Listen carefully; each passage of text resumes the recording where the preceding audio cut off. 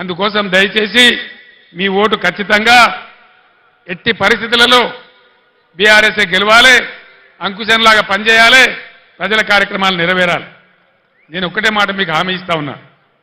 BRS పుట్టిందే తెలంగాణ కోసం, తెలంగాణ ప్రయోజనాల కోసం.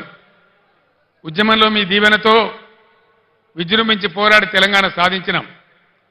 మీరు అధికారం ఇస్తే 10 ఏళ్లు అన్ని వర్గాల ప్రజలను కడుపులో పెట్టుకొని కాపాడుకున్నాం, అనేక మందిని కాపాడుకున్నాం. ఇలా అవన్నీ నా కళ్ళ ముందే పోతా ఉంటే, రైతులు గోసపడతా ఉంటే, పంటలు కొనకపోతా ఉంటే, బోనస్ దక్కకపోతా ఉంటే చూసి చాలా బాధ కలుగుతా ఉంది.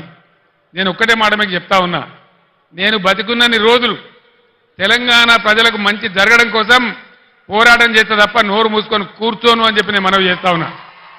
100కు 100% బీఆర్ఎస్ మీతోనుంటది, మీ ప్రయోజనాల కోసం ఉంటుంది. పుట్టిందే తెలంగాణ ప్రజల కోసం కాబట్టి అన్ని రకాల ప్రజల యొక్క హక్కులు కాపాడడానికి మీ వెంట ఉంటుంది అని నేను మనవి చేస్తా ఉన్నా. ఈ 2 పార్టీల వ్యవహారం మీరు చూసినారు. మొన్నటిదాకా బీఆర్ఎస్ పుణ్యాన గెలిచిన వ్యక్తి రంజిత్ రెడ్డి మీకు తెలుసు. ఏం తక్కువ చేసినాం రంజిత్ రెడ్డికి? ఎంపీ టికెట్ ఇవ్వలేదా, గౌరవించలేదా, గెలిపించలేదా అని నేనే వచ్చి ప్రార్థిస్తే మీరే ఓటేయలేదా? ఇలా ఎందుకు పార్టీ మారిండు రంజిత్ రెడ్డి? దేనికోసం మారిండు? ఆయన మన పొద్దుతిరుగుడు పువ్వా? అధికారం ఎటుంటే ఆడు తిరుగుతాడా? దయచేసి ఆలోచన చేయాలి. ఈ ఇద్దరు వ్యక్తులు కూడా ఎవరికి తెలిసిన వాళ్ళు కాదు.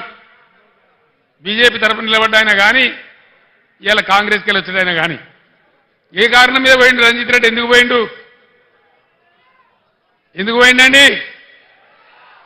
అధికారం కోసమా, పదవుల కోసమా, పైరవీల కోసమా? దయచేసి దానికి మీరే సమాధానం చెప్పాలి. ఈ విధంగా ఉన్న వాళ్లకు ధీటైనటువంటి దెబ్బ మీరు కొట్టాలని చెప్పి నేను మనవి చేస్తా ఉన్నా.